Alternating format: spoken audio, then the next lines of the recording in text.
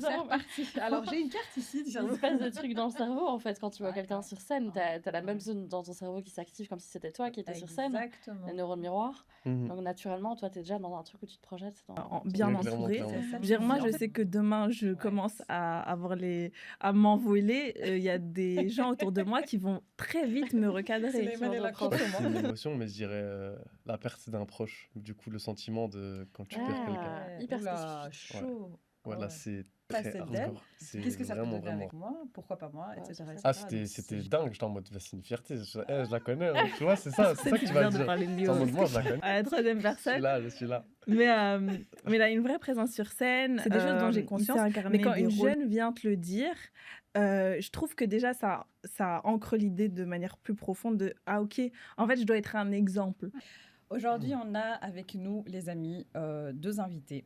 Mais c'est pas n'importe qui. C'est des invités qu'on aime beaucoup. On les suit depuis un moment et on est super contente de commencer avec ces 2 invités-là. Souhaila et Suleyman, bienvenue. Merci. Alors, Souhaila Amri, commence par toi. Un de ses parcours, machallah. Alors, Souhaila Amri, c'est une voix du théâtre, mais une de celles qui ne joue pas seulement des rôles, mais qui raconte des lignées. Alors, elle monte sur scène à 15 ans, c'est ça, hein?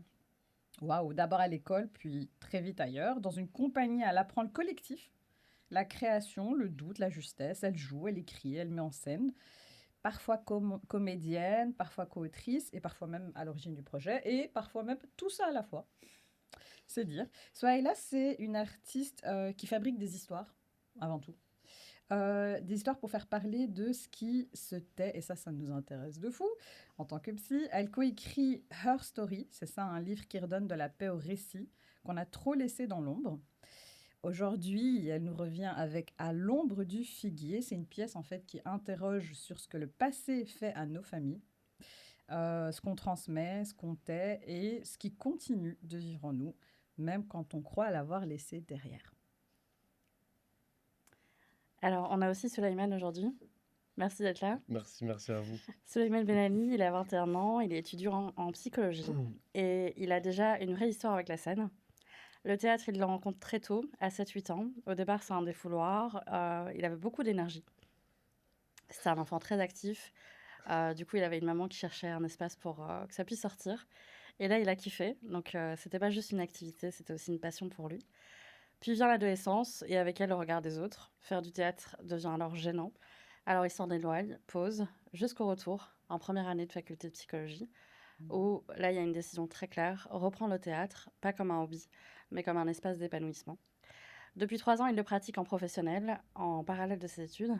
Suleyman, c'est quelqu'un qui est simplement revenu à ce qui lui faisait du bien et à un truc qu'il avait mis de côté sans vraiment l'oublier. Et aujourd'hui, il avance avec le théâtre et la psychologie en parallèle pour se sentir à sa place. Alors, merci encore vraiment d'être là. Aujourd'hui, il fait hyper froid, donc ne serait-ce que pour ça, se lever et arriver à braver le froid pour être là. Non, on est vraiment reconnaissant, donc bienvenue. Pour commencer, moi j'ai une question à tous les deux. Mais comment est-ce qu'on se retrouve à faire du théâtre en fait? Question qui peut paraître bête, mais comment on se retrouve à faire du théâtre? Comment est-ce qu'on se retrouve à faire du théâtre? Moi, je dirais le destin. Ok. Mais je dirais que c'est quelque chose des fois qui est pas forcément évident, où on n'a pas forcément ça en tête quand on a envie de faire une activité ou quelque chose où on se dit c'est un loisir et qu'on pourrait aimer. On pense pas forcément au théâtre. Moi, j'avais pas pensé au théâtre, pas du tout. J'étais en mode non, théâtre, voilà. Enfin, au début, c'était un petit défouloir et puis entre la phase de l'adolescence, c'était un peu en mode ouais, non, le théâtre.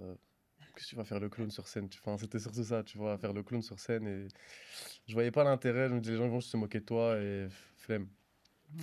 Et puis finalement, du coup, c'est pas du tout évident. Et quand tu tentes une première fois et que tu vois un peu ce que ça donne et comment tu te sens par après, là, ça devient une évidence. Enfin, ouais.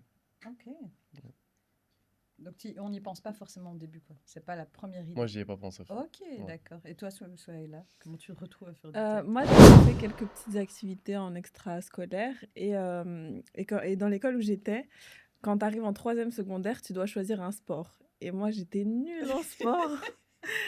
Et On aucun est sport ne ensemble. m'intéressait. Et l'année où je devais choisir, ils ont ajouté théâtre. Oh. Et donc, je me suis inscrite en théâtre parce que je voulais pas faire d'autre chose. Et j'avais une très bonne prof. Et donc, j'ai accroché avec le théâtre. Je suis restée je suis restée dans cette option jusqu'en 6e secondaire. Et puis, il faut savoir qu'en 6e secondaire, moi, je portais pas le foulard, mais une autre jeune le portait. Et la prof que j'aimais beaucoup lui avait dit non, mais tu peux pas porter le foulard sur scène parce que ça crée un personnage. Et donc, dans ma tête, c'était pas possible de faire Il y les avait une deux. tension, du coup. Ouais. En fait, sur le moment, c'est tellement normal ce genre de discours que tu réalises pas que ça a un vrai impact sur ce que tu peux penser. Mais donc, voilà, après la 6e secondaire aussi, tu rentres en études supérieures, tu as d'autres choses à faire.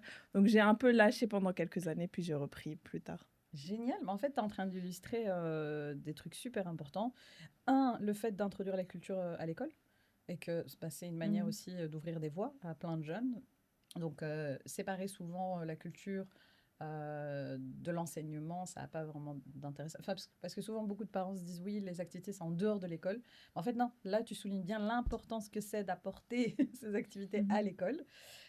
Et puis, l'identité, quoi. Comment est-ce qu'on se construit au niveau identitaire quand d'un côté, on a à l'école un discours, et puis en même temps, ce qu'on a envie de faire, et la naissance, je pense, de quelque chose qu'on aime, etc. Donc, vraiment, ouais, ça illustre pas mal de trucs. Merci. Du coup, moi, j'avais une autre question intéressante. C'est pas évident de s'exposer sur scène. Est-ce que vous avez eu des moments de doute? On veut du croustillant.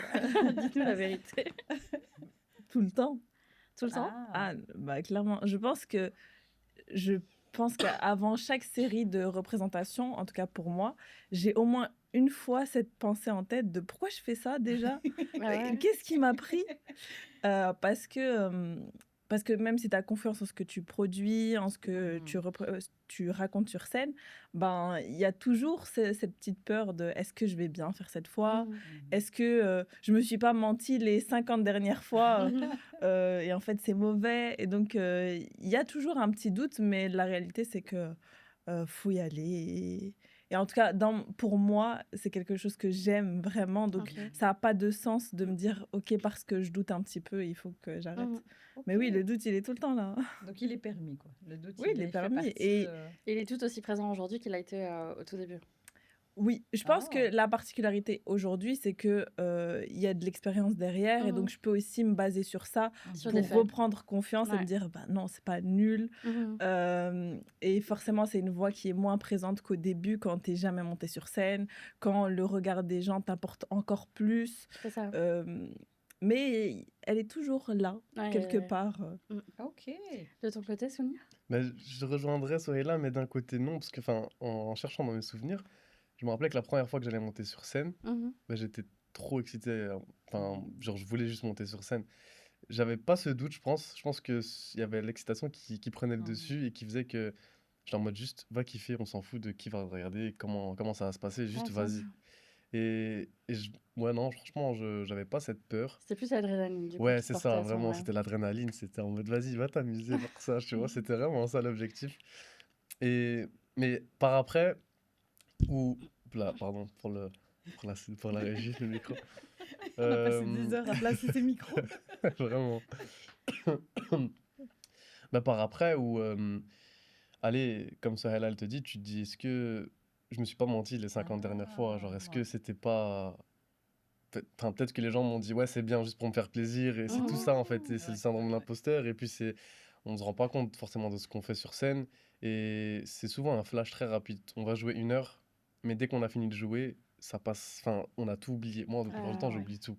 Je sais pas si toi aussi, mais genre, il y a tout qui passe, et donc je suis en mode, ouais, non, ce que j'ai fait, c'était nul, et ça te remet en question des fois sur les prochaines fois. Est-ce que prochaine fois, j'aimerais bien jouer? Et tu te poses la question. Mais à chaque fois, dès qu'il y a des dates qui sont proposées, t'as l'excitation qui revient, tu vois, et c'est en mode, bon, vas-y, tu sais quoi, laisse, je m'en fous, moi. C'est assez réel. Ouais, c'est ça. C'est pour de vrai. C'est pour de vrai, ouais, c'est ça, clairement. Mais après, je pense que ça prend pas 90%, ça prend pas la totalité de ma pensée à ce moment-là. C'est à la fois imposteur, à la fois non. T'as fait les choses correctement. Enfin, voilà, ça s'est bien passé. T'inquiète, faut pas trop. Sinon, après, tu rentres dans une spirale et t'abandonnes vite, quoi. Enfin, C'est ça. Ok. mais ouais. Et en fait, pour toi, Souleymane, depuis que tu as commencé le théâtre, est-ce que tu as vu directement des changements mais dans ta vie, donc hors scène? Est-ce que pour toi, ça a impacté? Ouais, de malade. Ok. Ouais, de malade. Et comment? En termes de confiance en moi, en termes d'épanouissement, en termes de... Enfin, plein de choses, en fait. C'était dingue, parce que à ce moment-là, j'étais arrivé en fin de 6e secondaire, et c'est là que j'avais commencé les ateliers, etc. Et fin de 6e, j'étais pas clair sur ce que je voulais faire en supérieur, et il y avait plein de choses qui allaient... Enfin, bref, c'était vraiment tout un... Là, je suis vraiment désolé. J'aime bien parce que là, ça m'a donné confiance en moi, et puis à chaque fois, oh non. Ah, je suis désolé, je vais sortir. C'est pas grave, le micro, on va tous le toucher 50 fois, c'est clair, et je crois que c'est ça va alors. C'est la DA du podcast. Mais chinothérapie, on a l'habitude de casser des trucs. Les coups de micro, ça va. Ouais, j'ai vu les coups de micro en story. Donc, tu disais. Et du coup, ouais, c'était un peu 6e secondaire, c'était un peu la ruine, pour dire en d'autres termes. Et le théâtre est arrivé, les ateliers ont commencé, et j'avais vraiment un endroit, une fois par semaine, où je pouvais me décharger, je pouvais vraiment vider toutes ces émotions négatives, etc. C'était vraiment l'endroit où j'étais le plus à l'aise possible. Et où est-ce que je voulais en venir? Je sais plus. C'était l'impact, en fait, en dehors. Ok, ouais, l'impact. Pourquoi ça allait changer? Et c'était vraiment un épanouissement. Genre, chouette.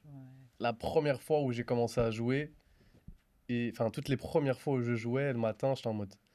Puis, même si je me réveillais très tôt le matin, j'avais j'avais quelque chose qui me tirait hors de mon lit en mode, je vais jouer ce soir, il y aura 100 personnes, il y aura... Enfin, bref, c'était encore pas réalisable dans ma tête, et du coup, c'est ça qui me rendait vraiment heureux. Et aujourd'hui encore, je suis super heureux de faire du théâtre. Du coup, ça a fortement impacté ma vie. Ouais. Génial. Mais on sent, quand vous parlez, moi, je sens la passion. C'est incroyable. Là, on a oublié que c'était le matin, on a oublié qu'il fait froid. On sent la passion. Ouais, clairement. C'est génial. Et est-ce que, à tous les deux, j'ai une question. Est-ce que faire du théâtre, ça a changé quelque chose dans votre dynamique? Parce qu'en fait, on ne l'a pas dit, mais vous vous connaissez de base. D'ailleurs, c'est un peu marrant le contexte dans lequel vous êtes rencontrés. Est-ce que vous pouvez expliquer un petit peu, tiens, comment est-ce que vous vous connaissez? Je te laisse. Oui. Moi, j'étais animatrice dans une unité scout, et Souleymane était un jeune de cette unité. Et donc, voilà, c'est comme ça. Dans le passé, oui, je l'ai connu, il avait 12 ans. Oh, purée, c'est incroyable. Donc, je ne dirai pas mon âge. Ce n'est pas le but. Ça va, C'est pas le podcast d'antan. Et du coup, ça a changé quoi dans votre relation? Ah oui, c'est marrant parce que du coup, vous êtes dans deux contextes complètement différents. Ouais. Ok.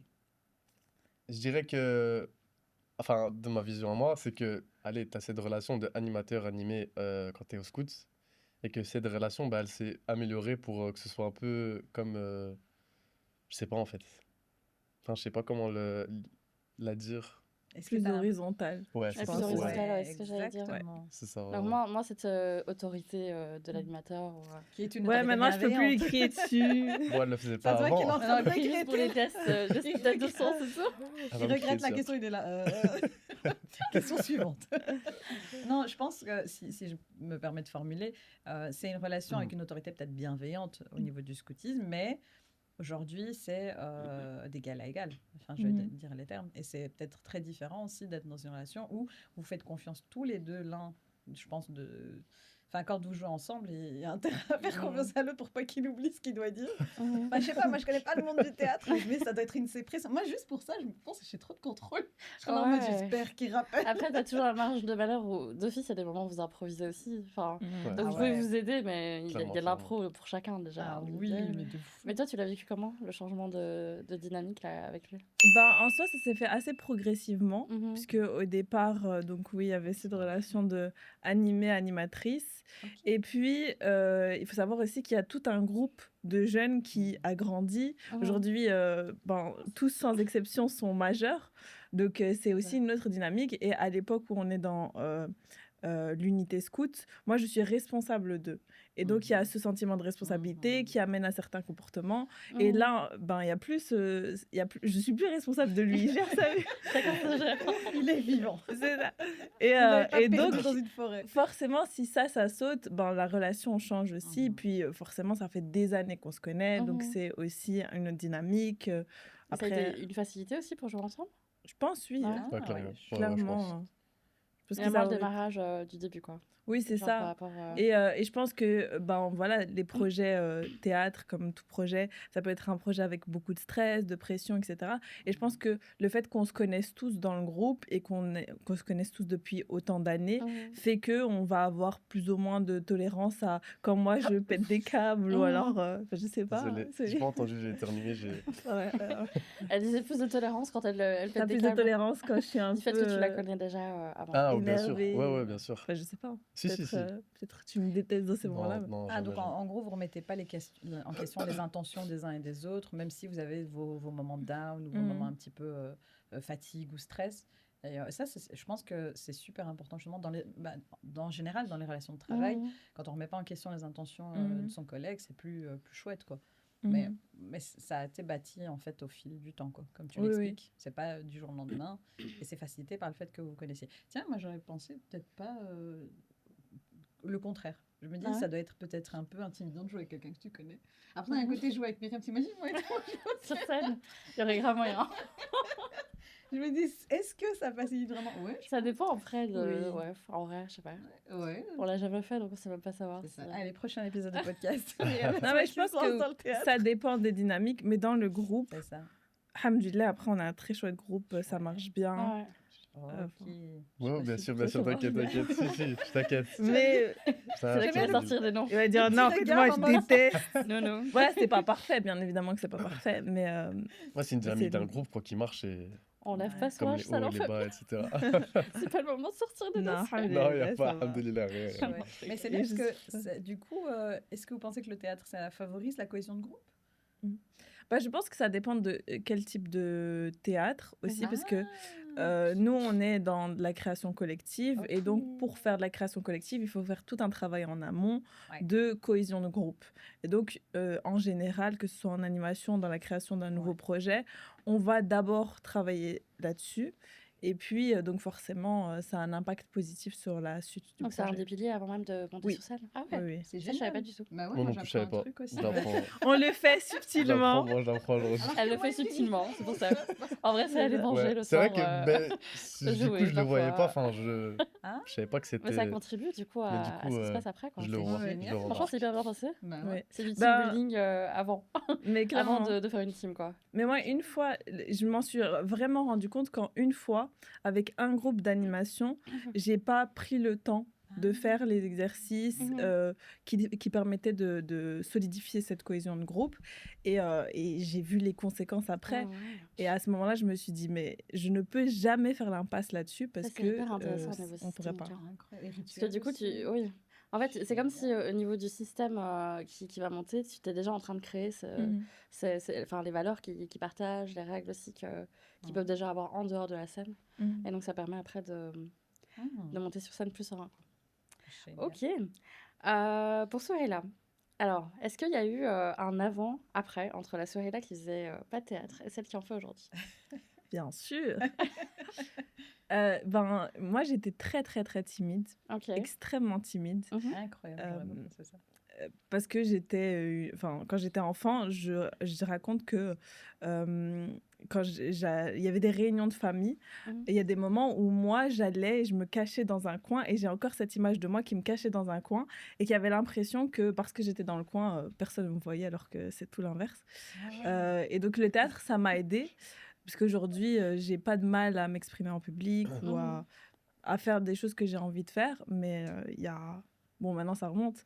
Mais quand j'étais enfant, en début d'adolescence, il fallait voir. Je ne pouvais pas. Je ne pouvais pas parler avec des inconnus. Et du coup, tu avais ce switch quand tu montais? Parce que tu t'as quand même commencé, tu avais 15 ans. Est-ce que tu avais ce switch où quand tu montais sur scène, tu étais en mode... plus chill, et puis tu redevenais en mode timide, ou progressivement ça c'est quand même ça a eu un impact? En fait, la particularité, c'est que j'étais extrêmement timide, mais une fois que je connaissais les gens, j'étais assez ouverte, et donc j'avais pas de problème avec mes amis. Et en fait, le groupe de théâtre devient vite tes amis, ces personnes avec qui tu fais des exercices un peu chelous, donc tu te retrouves vite à créer du lien. C'est ça.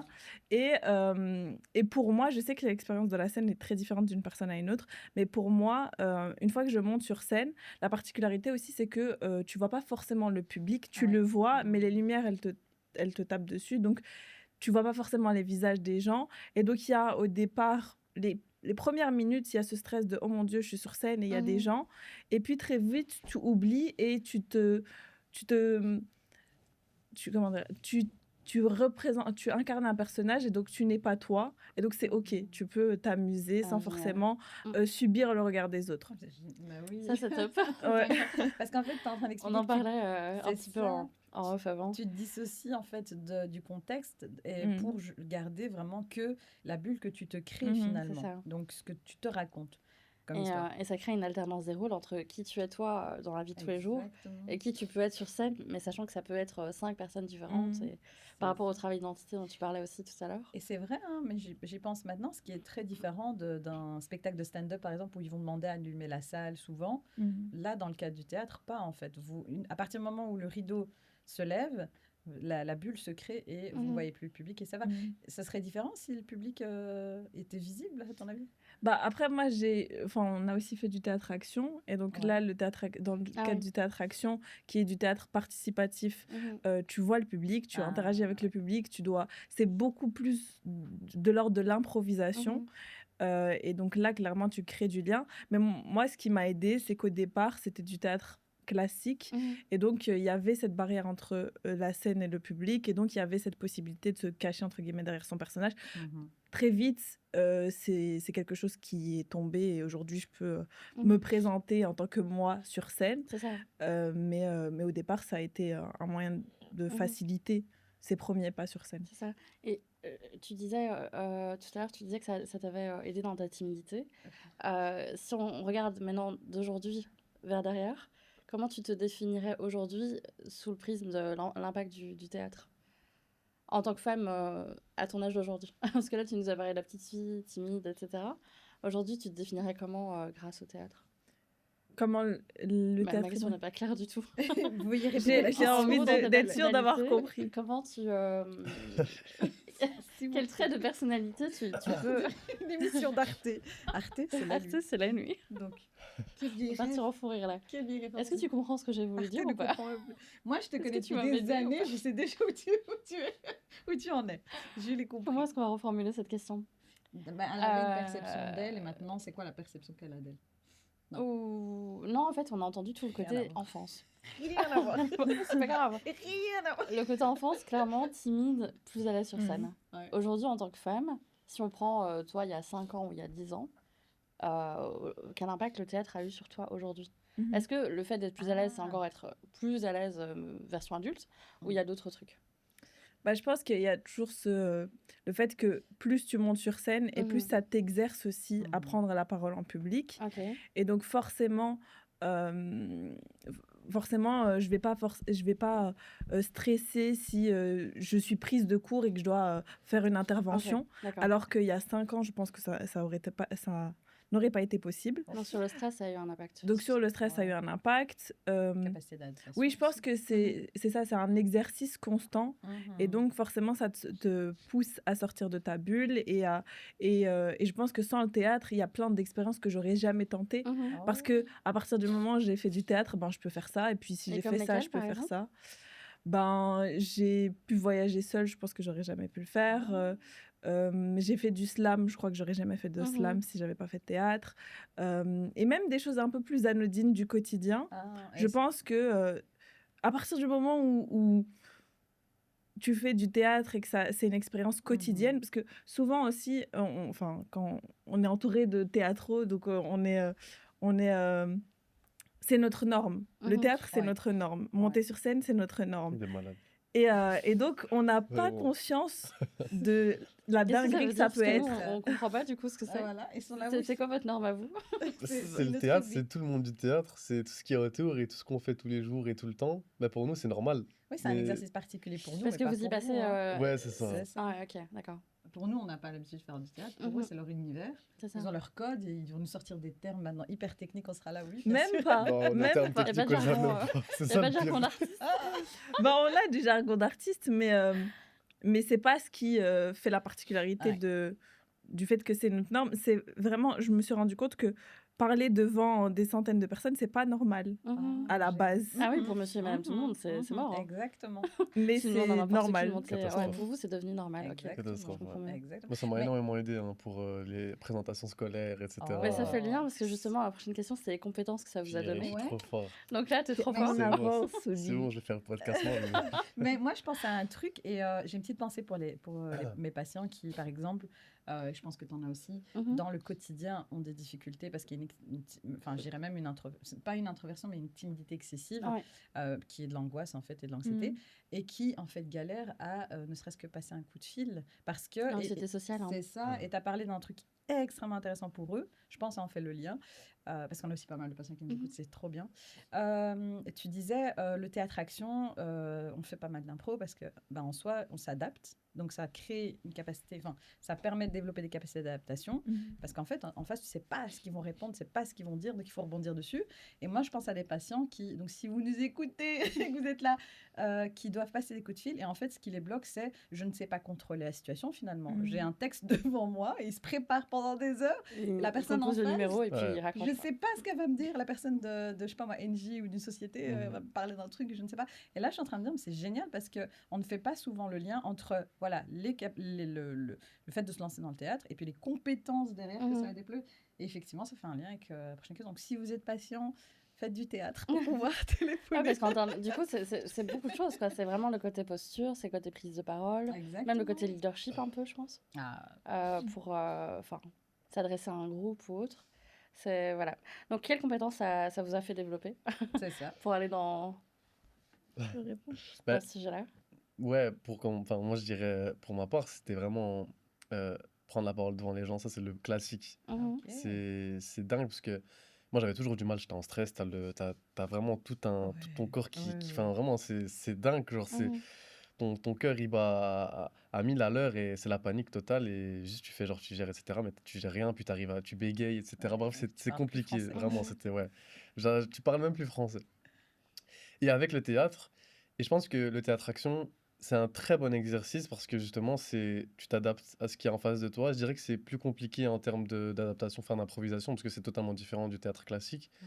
Mais là, tu es un public, tu as une réponse et tu t'adaptes, etc. Et du coup, ça apporte énormément de skills sur rebondir ce que la personne elle t'a dit.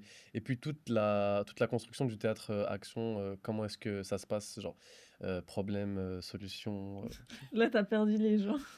Non, je m'arrête. Ça devient technique, la compétence. Mais bref, moi, mon problème, c'est que je suis trop curieuse, donc je veux tout comprendre. Mais envoyez la trame du truc. Mais genre, comment le théâtre-action se passe de manière générale, c'est tout un processus où il y a un problème, il y a une solution, il faut trouver la solution, etc. Donc, il faut gérer à la fois le fil rouge, mais aussi l'improvisation. Exactement, et c'est ça qui permet vraiment de prendre la parole devant les gens, gérer ton stress. Il y avait un autre truc qui me venait en tête, mais c'est aussi, du coup, les compétences que ça m'a apporté, c'est le point de vue artistique que je n'avais pas avant. C'est quelque chose que j'avais vraiment pas, quand j'allais voir une pièce de théâtre, j'allais dire ouais, c'est bien, j'aime bien, sans pour autant développer. Genre en mode ouais, j'aime bien. Et genre, j'étais en mode, ouais, peut-être que j'aime juste bien le théâtre, etc. Mais après avoir vu énormément de pièces de théâtre, après avoir joué des pièces de théâtre, tu fais attention à certains petits détails. Ah, la lumière, elle est bien à ce moment-là, etc. Et ça, c'est des compétences dans la vie de tous les jours où c'est chouette. Tu vois du coup de l'art un peu partout. Dans tout ce que tu vas regarder dans un film, dans un truc, tu vas voir vraiment en détail et tu vas aussi te poser la question sur le processus, parce que toi aussi, tu es passé par un processus pour écrire une pièce de théâtre. Du coup, tu te dis, le film, comment ils ont fait ça? Peut-être ça, c'est de l'impro. C'est un peu ça qui vient. Et ouais, de manière générale, je dirais ça pour l'instant. Après, je dois encore creuser pour voir s'il y a encore des autres trucs. Donc, ça développe un sens d'analyse particulier, la culture aussi. Ouais, clairement, la culture. Le fait d'être plus intéressé par les processus. Donc, pas que un rendu, peut-être creuser un peu plus, comprendre ce qui se fait, comment ça se fait. C'est génial parce que du coup, ça rend vraiment aussi... hommage, on va dire, aux personnes qui vont faire tout ça, parce qu'on a un produit fini. En fait, derrière, j'imagine, hein, il y a des semaines et des mois de préparation. Et en fait, c'est chouette parce que même dans la vie de tous les jours, pour la plupart des choses autour de nous, c'est comme ça que ça se passe. Rien n'est acquis directement. On a du travail à faire. Moi, je pense même à la thérapie. Hein. On est là, c'est la fin de la thérapie. Hey, génial, c'est cool. Les patients vont chez eux. On remarque les réussites. Et en fait, on ne regarde pas les mois qu'ils ont passés à venir, quand ils ne voulaient pas venir, quand ils ne se sentaient pas bien, quand machin. Qu'en fait, c'est un travail, c'est un investissement. Et alors, du coup, travailler dans le milieu, ça vous permet maintenant de voir aussi et d'apprécier peut-être même mieux l'œuvre parce que vous regardez ce qui se passe aussi derrière. Quoi. Chouette. Ça aiguise du coup un œil artistique, c'est ça? Ah ouais, c'est ça. Je dirais. Chouette. Moi, je ne l'ai pas encore de manière absolue. Je pense que Sohaila est là parce que ça fait des années et des années. Sohaila, j'aime bien, elle regarde en non. Mais genre, j'ai vraiment vu un changement. Genre, du Sulayman des secondaires où, vas-y, je regarde un film, il est bien. Et genre, il n'y a rien, il n'y a aucun. Il n'y a pas de fond, il n'y a pas de critique, il n'y a rien. Et là, je regarde un film, j'ai bien aimé, j'ai compris la métaphore. Et c'est vraiment beaucoup plus. Tu rentres en profondeur. Je sais pas si c'est autre chose ou le théâtre, mais en tout cas, il y a une corrélation. Donc, je suis en mode 100%. Et tu l'as dit, tu as dit un truc très beau. Tu as dit, je vois maintenant ça dans tout. Hein.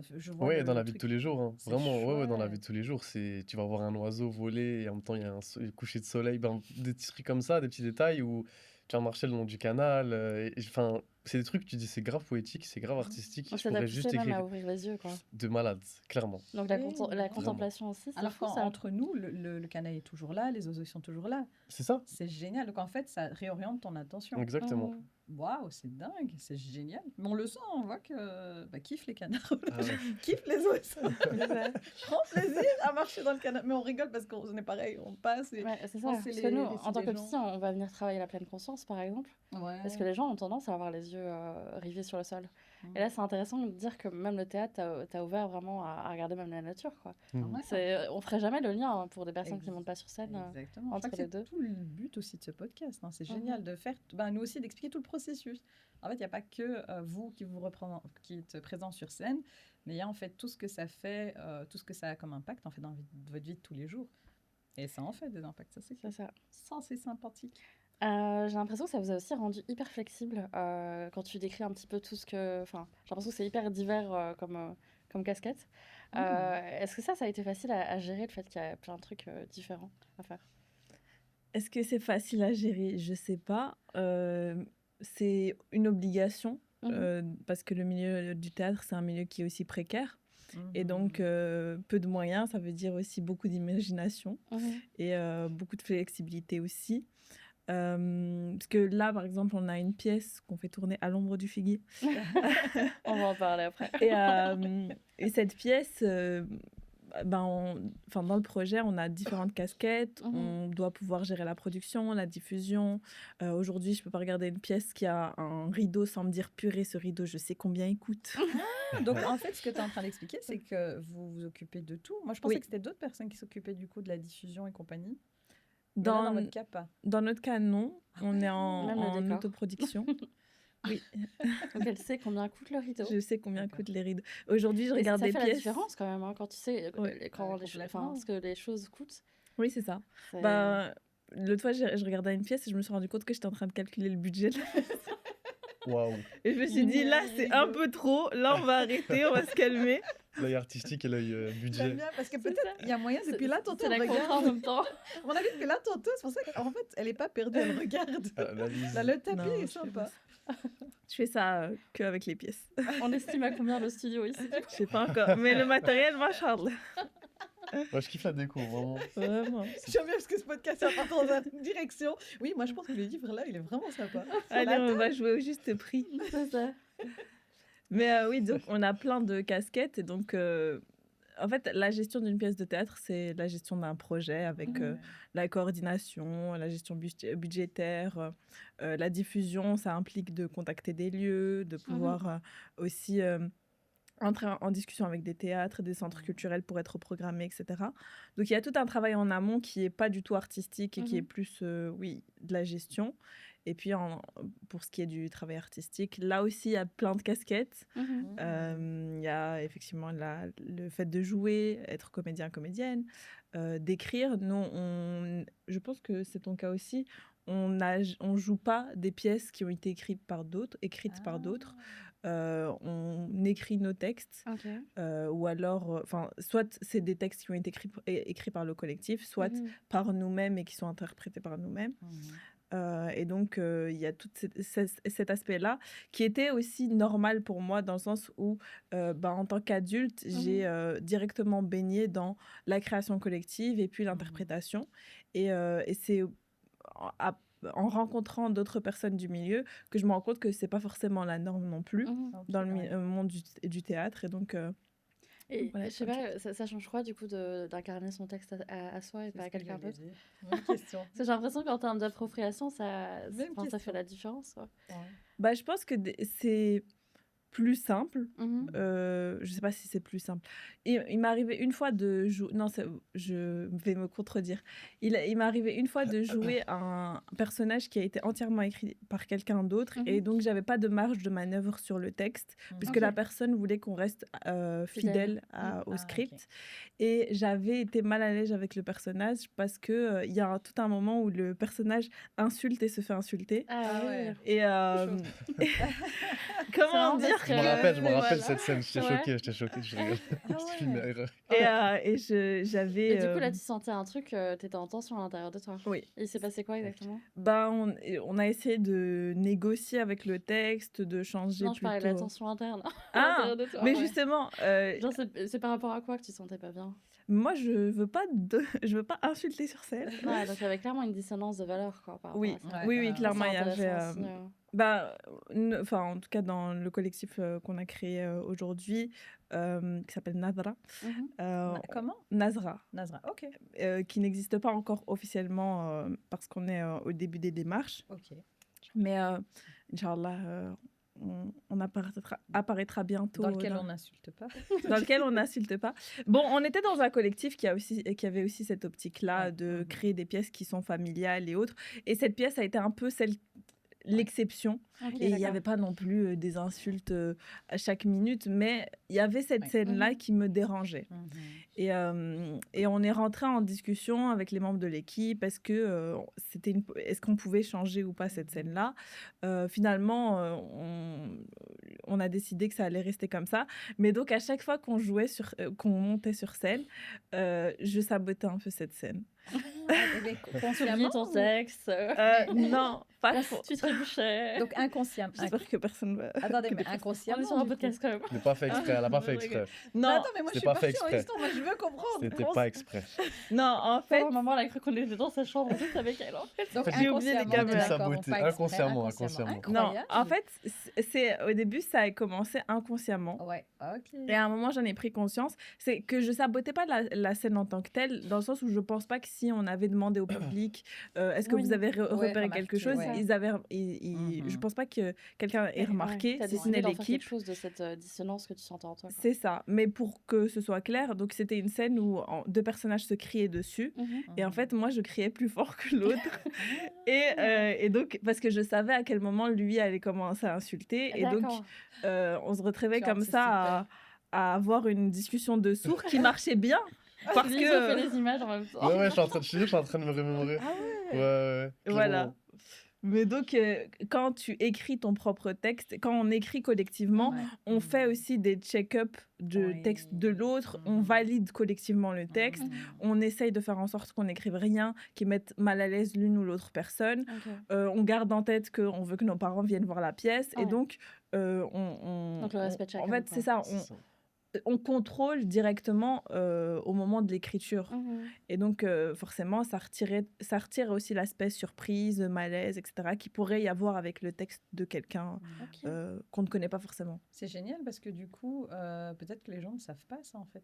Qu'il existe chez les personnes qui jouent au théâtre, chez les comédiens, comédiennes, un système de valeurs et qu'il n'y a pas besoin forcément d'aller à l'encontre des systèmes de valeurs pour faire du théâtre. Parce que moi, je vous le dis, je suis honnête, bêtement, moi j'avais l'idée qu'en fait, un comédien ou une comédienne, ça doit être chaud parce qu'ils doivent tout jouer, etc. Et en fait, c'est ça que beaucoup de personnes ont comme image. Parce que moi, quand j'en parle aussi parfois avec certains patients, en fait, on croit qu'on est obligé de faire certains trucs pour monter sur scène. Et ça, c'est important qu'on puisse en parler peut-être. Genre, je suis pas près de mesure quand on se regarde. Je la vois partir. Je me dis, mais qu'est-ce qui se passe? Qu'est-ce qu'elle veut nous dire? Qu'est-ce qu'elle veut nous dire? Non, mais on va dire les choses clairement. Il y a des personnes qui pensent qu'ils vont pas avoir cette marge de manœuvre. Désolée. Les En fait, je voulais micros, juste faire c'est excellent. plus C'est haut. le podcast où les micros ont le plus Il bougé. y a des personnes qui pensent qu'en fait, on va juste leur dicter une façon de faire. Ouais, Et rien que pour ça, ne vont pas aller dans la démarche de commencer à faire du théâtre, même sans monter sur scène. c'est ça. Donc ça Est-ce illustre que vous avez bien, jamais vu ce genre de... Je vous ai perdu. Bah, c'est pas une image qui est fausse, Ah ouais? dans C'est le ça. sens où Ouais. il y a... Donc il y a quand même du vrai là-dedans, quoi. Oui, je pense que quelqu'un qui veut absolument faire qui veut être comédien ou comédienne de carrière et qui a des ambitions Ouais. Haute. assez hautes et qui veut... Enfin, quand je veux Ouais. dire assez hautes, c'est je veux percer, je veux aller à Hollywood ou Ah oui, ok. Broadway. Haute comme Là, ça. t'as pas d'autre choix que. Je pense que il y a un moment où tu dois être plus flexible avec tes valeurs. Ok, ouais. D'accord. Je pense que c'est clairement aussi, enfin c'est une question de choix. C'est choisir aussi ce que tu veux interpréter ou pas. C'est potentiellement rester dans la précarité. C'est rester dans les marges aussi parfois.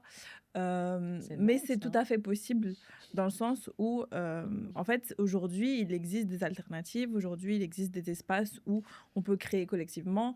Il y a des espaces où, si tu veux apprendre le théâtre, il va falloir te mettre à nu, littéralement. Et puis d'autres, ça, je où vois pas la forcément... C'est ça.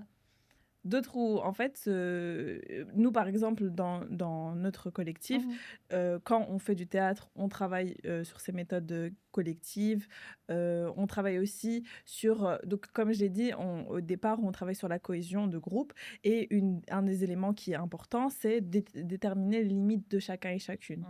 Donc, ça peut paraître bête, mais par exemple, quand on travaille avec des groupes d'animation, la première séance ou la deuxième, on va se poser, faire la charte. Au début, ça paraît un peu scolaire, mais c'est à ça qu'on va se référer au moment où il va y avoir des frictions, au moment où il va y avoir des incompréhensions dans le groupe. C'est un cadre sécurisant. Il y a un cadre, c'est ça, on essaye de créer ce cadre sécurisant, on essaye aussi de clarifier que les exercices ne sont pas obligatoires, on ne sait pas forcément ce qui va créer du malaise chez l'une ou l'autre personne. Un exercice qui peut paraître très simple et en fait très compliqué pour l'autre parce que ça réactive certaines choses qui sont traumatiques. Donc, on essaye un peu de naviguer dans un univers où on a conscience que le théâtre, c'est pas forcément quelque chose de simple. Et donc, pour pouvoir le simplifier au maximum, il faut aussi se sentir en sécurité. Et donc, on essaye de créer ça. Parce qu'on apprend énormément de choses. Ouais, de fou, et je trouve que la faculté aussi à être empathique, elle est là, quoi.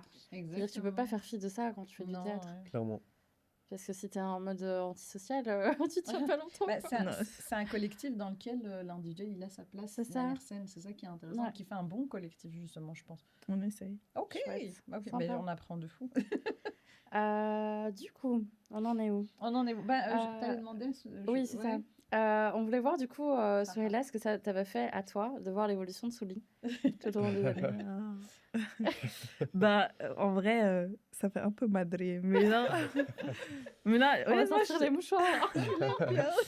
Non, mais honnêtement, moi, je suis très fière de ce qu'il fait et de ce qu'il est, parce que Souli, il a une vraie présence sur scène. T'as une vraie présence sur scène, c'est bizarre de parler de lui à la troisième personne. Je suis là. Mais il a une vraie présence sur scène.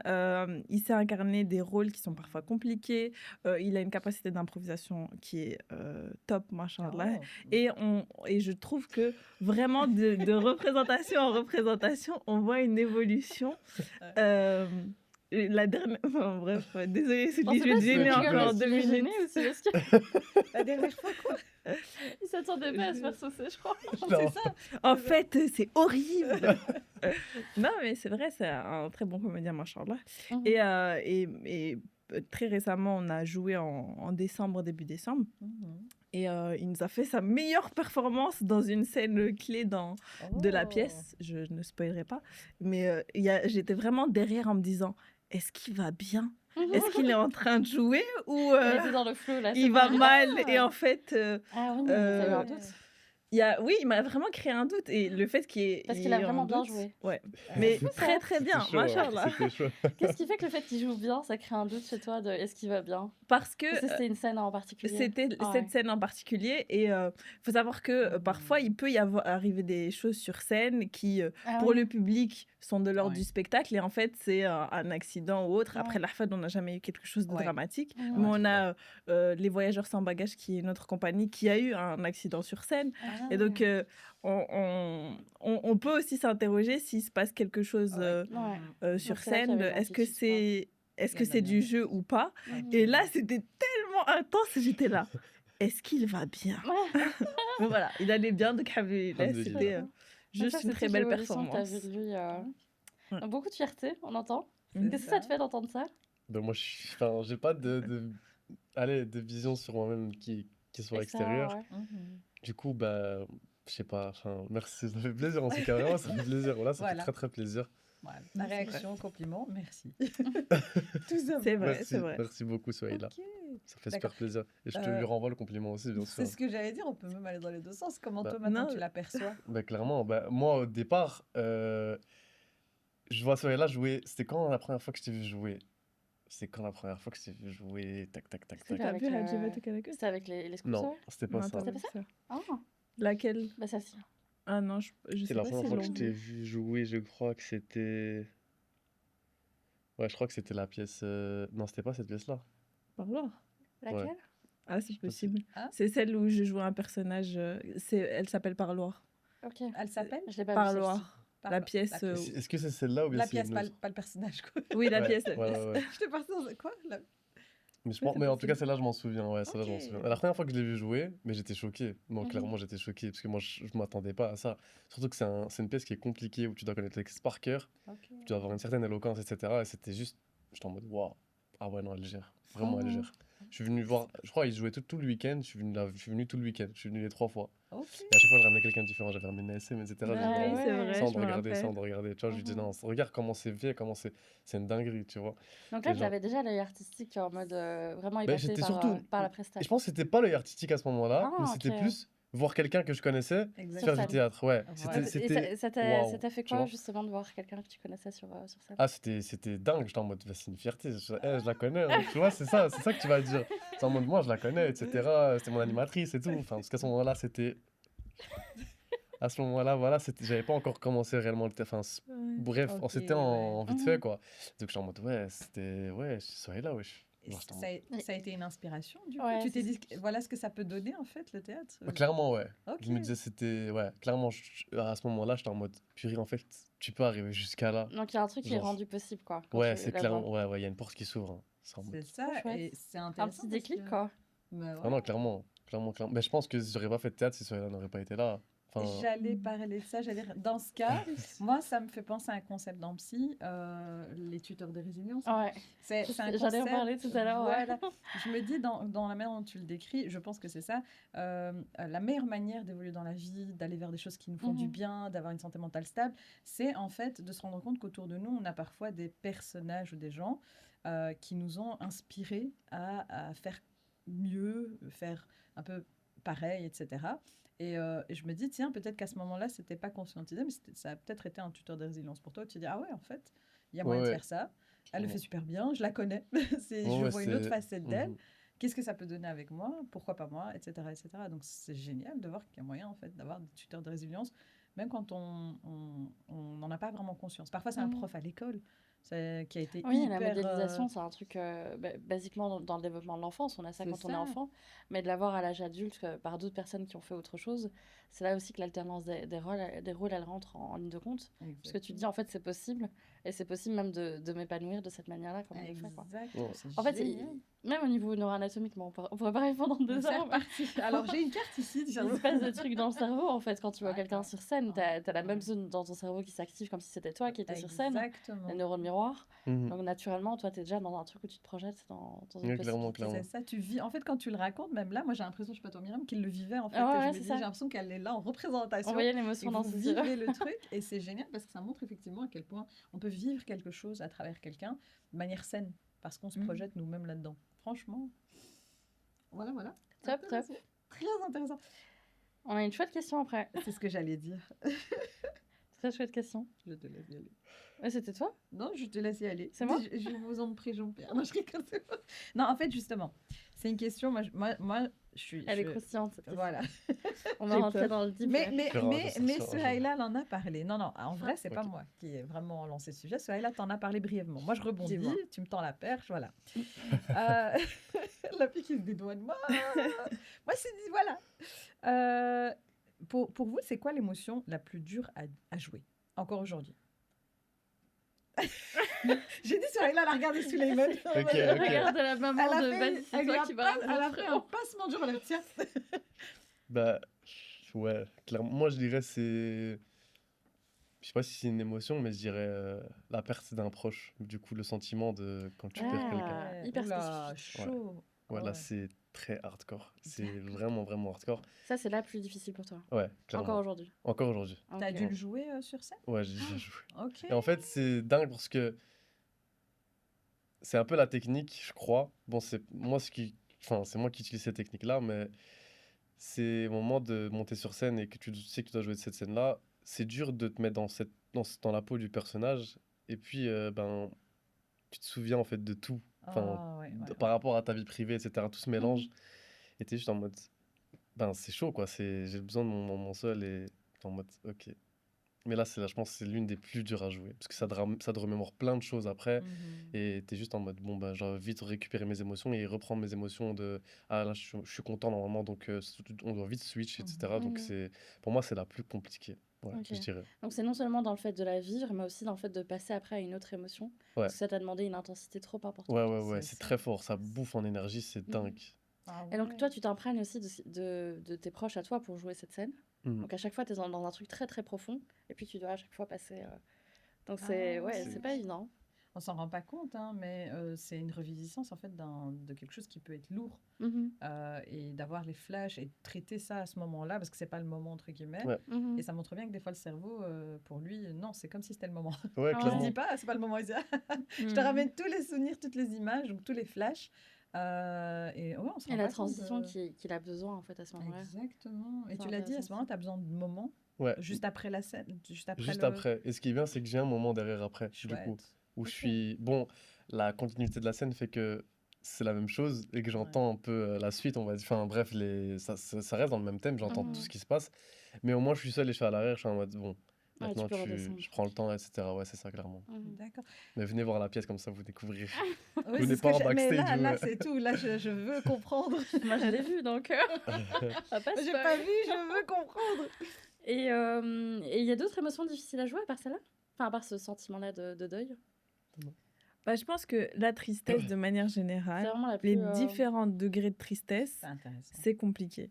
Parce que, effectivement, comme l'a dit Suleiman, on s'imprègne de ce qu'on ressent, ce qu'on vit. Et je pense que personne n'a envie d'être triste. Et donc, personne n'a envie d'aller chercher dans la tristesse pour faire une bonne performance. Et en plus, avec la tristesse, il faut doser. Et aussi, particularité technique, mais quand on doit jouer la tristesse, on baisse aussi en volume. Et donc, il faut...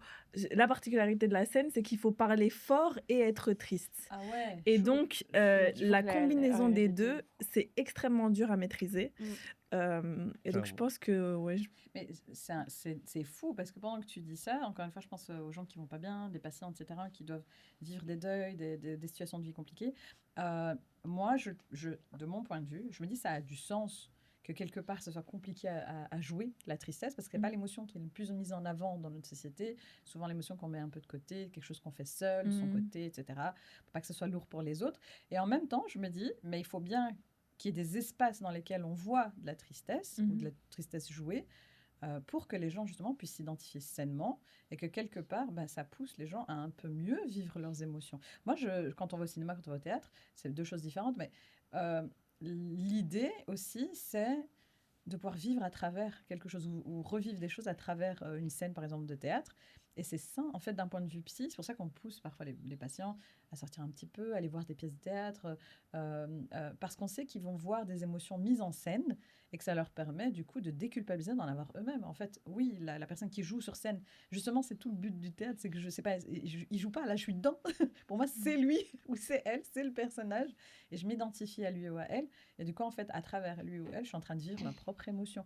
Donc c'est marrant parce qu'on dirait un peu un sacrifice. Donc, vous vous sacrifiez, vous êtes sur scène pour faire quelque chose qui est hyper compliqué, mais en fait, pour avoir, je sais pas si vous le conscientisez, mais des bienfaits incroyables sur les personnes qui, même quand elles rentrent chez elles, sont peut-être... Je pense à une maman qui va voir une pièce de théâtre, alors qu'elles n'ont pas toujours l'occasion, que les mamans, si vous le regardez, trouvez une manière de faire garder vos enfants et aller vivre vos émotions aussi à travers le théâtre. Pourquoi ? Parce qu'à ce moment-là, elle rentre, c'est une maman qui est déjà un peu plus régulière au niveau des émotions et qui ne va peut-être moins ressentir cette culpabilité d'être un peu triste devant ses enfants, ou au contraire accepter un peu mieux la tristesse de ses enfants, parce que en fait c'est une émotion qu'on commence à voir, j'y suis exposée. On se familiarise en fait. Voilà, je suis familiarisée, j'y suis exposée de manière saine vu que c'est au théâtre, et donc moi je trouve que c'est un propos hyper important en fait.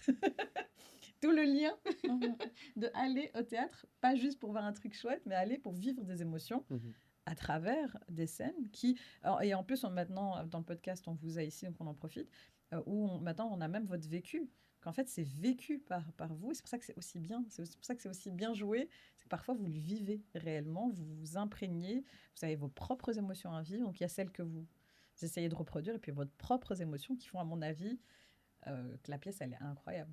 Purée, maintenant, on c'est espère. parti. Après, donc on finit l'enregistrement. Regardez la pièce, on va la jouer ici. On va jouer ici. J'appelle. C'est parti, action, coupé. Alors. T'imagines, bam. Non, mais ouais, je sais pas ce que tu en penses, mais... Je suis très d'accord avec toi. Parce qu'à chaque fois, nous, on est en mode psy avec les patients, on voit qu'il y a tellement d'émotions pour eux qui sont honteuses, des choses qu'on n'a pas montrées, qu'on n'a pas exprimées, et qui sont en fait essentielles, en fait. C'est la base d'un être humain. Et là, je me dis que c'est une manière extrêmement saine de pouvoir...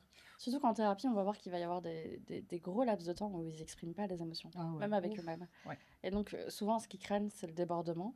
Et là, en fait, en venant vous voir, ils ont vraiment un petit moment où ils peuvent ressentir. Vous avez déjà eu des réactions comme ça? J'allais poser la même question. Vous êtes connectés. Vous avez déjà eu comme ça des gens qui sont venus vous voir après, ou vous avez vu dans le public à un moment donné être vraiment dans l'émotion totale? C'est-à-dire, ça veut dire où la réaction elle vous a surprise, ou vous attendiez pas à ce que cet impact sur cette personne. Enfin... Je sais pas à quoi vous pensez tous les deux, mais... Moi, je sais pas, moi, Non? Là, tu veux y aller? Ben, en vrai... Parce que, moi, pour l'avoir vue, elle est quand même... c'est costaud, quoi. Ben, on a souvent des réactions. Il faut savoir que, moi, je l'ai dit plusieurs fois, la première fois qu'on a joué, j'ai été extrêmement étonnée des réactions des gens. Parce que on est dans la création, on sait qu'on est en train d'écrire quelque chose de bon, hein, je pense que on le jouerait pas sinon, mais par contre je m'attendais pas à autant d'émotions de la part du public. Et en fait c'est avec les premières représentations que j'ai réalisé qu'en fait on faisait pleurer des gens. Ah ouais, t'en avais pas conscience? J'en avais pas conscience. Je savais qu'on avait une scène qui était assez lourde, mais j'avais pas conscience que ça allait créer autant d'émotions. Et notamment une amie qui m'a dit oui voilà, j'ai adoré votre pièce, mais je pourrais jamais la revoir 2 fois parce que ça a créé en moi des émotions telles que c'était à vivre 1 fois, pas 2. Et après il y en a d'autres qui sont revenus plusieurs fois, et donc je pense que c'est aussi intéressant de voir comment chacun et chacune vit la pièce et processe la pièce. Il y a des fois des gens qui pleurent dans le public pendant qu'on joue. Il faut savoir qu'il y a des moments où on a des monologues. Vous êtes super proche en plus du public. Oui. Donc vous entendez en fait on n'entend pas forcément les gens pleurer, mais il y a des moments où on fait des monologues. Et dans mon cas par exemple, j'ai déjà vu des gens pleurer pendant que je faisais mon monologue, et donc ça a impacté aussi mon jeu. Parce que même si on les voit pas clairement, il y a quelques personnes qu'on repère parce que la lumière est moins intense à certains niveaux, et donc tu les vois. Tes mouchoirs, et il faut ouais, c'est ça. C'est trop marrant. C'est ça. Mais des fois c'est vrai, tu vois juste le mouchoir parce que c'est une tache blanche dans le public. C'est bien écrit, les gars. Et donc, oui, forcément, il y a des gens qui sont déjà venus. Il y a une personne qui est une dame âgée, elle qui avait été chamboulée par la pièce et qui était venue nous le dire et qui ne savait pas du tout. C'est rare que les gens viennent chez nous et nous disent... qui savent pas forcément identifier les émotions qu'ils et elles ressentent. C'est très fréquent chez nous. Mais oui, Nous, en général, Ils les n'arrivent pas à mettre gens... le mot sur l'émotion qu'ils ressentent tellement ils sont chamboulés de C'est l'intérieur. ça. Ouais, En c'est fait, vrai. en général, ces personnes, j'imagine qu'il y en a eu d'autres, mais elles vont pas forcément Oui. venir vers nous. Mhm. Mais dans ce cas-là, c'était la maman de quelqu'un qu'on connaissait, Mhm. et donc on a pu avoir une conversation. Et en fait, c'était même perturbant pour moi. Je me disais, oh, j'espère que vous allez bien, Khalto. Et en fait, j'ai eu vraiment ce besoin d'aller checker Ouais. si elle allait bien après, parce que je me disais, peut-être que c'était trop intense aussi pour elle. Et je pense qu'il y a ça aussi. On traite de beaucoup de choses, et l'enjeu, c'est aussi de pas forcément rouvrir des blessures ou créer C'est des ça. traumatismes. Et c'est pas un Et on équilibre facile. pose la question. Et il y a de la culpabilité à ce moment-là, un peu. Moi, j'avais un peu, oui. C'est ce que j'allais poser comme question. Ouais. Parce que moi Parce encore une fois... on sent du coup dans la manière dont tu le racontes que tu voulais vraiment l'aménager aussi, elle. Mais nous, je trouve qu'il y a quand même un parti pris aussi dans la mise en scène, dans le jeu, dans le texte que vous faites, etc. Et où vous allez chercher quand même l'intensité de vos propres ressentis. Qu'est-ce qui fait qu'il y a de la culpabilité à ce moment-là? Bah, je me détache assez du public. Je ressens pas de responsabilité vis-à-vis du public. Je pense que les gens viennent en leur âme et conscience. Mais je pense aussi que quand tu lis le synopsis, tu t'attends peut-être pas à vivre ce genre d'émotion-là. Et je pense qu'il y a des gens qui arrivent et qui sont assez surpris de ce qui se passe. Mais vraiment. Et donc, à ce moment-là, parce que c'était pas la première fois que je m'interrogeais sur est-ce que c'est pas peut-être trop intense pour certaines personnes. Et du coup, est-ce que... En fait, la culpabilité, elle naît des interrogations autour de est-ce qu'on fait plus de bien que de mal en traitant ce genre de sujet. Mais c'est tout le propos de la pièce. Exactement. Donc, c'est vraiment le propos de la pièce. Et même, la lecture, elle est différente d'un point de vue psy. Nous, pendant que tu racontais, je me disais, ah ouais, donc du coup, il y a une personne du 3e âge qui est venue voir sa pièce, donc ça c'est génial. Donc, quelqu'un qui s'ouvre à autre chose et qui en même temps ressent pas mal de choses, et donc elle est chamboulée, et c'est exactement ce qu'il faut pour démarrer une thérapie. Non, ce qui n'est pas une mauvaise chose à notre sens. En fait, le pire du pire, je pense, pour une psy, pour moi, c'est qu'il y ait zéro, il n'y a pas d'émotion, il n'y a pas il y a rien dans la tête qui se passe, et plein de gens vivent comme ça jusqu'à la mort, en fait. Donc ça veut dire mettre à l'écart ce qu'ils peuvent ressentir, les souvenirs, ne pas traiter une partie de leur vie, ou continuer à se raconter d'une certaine manière, donc être dans des mécanismes de défense forts.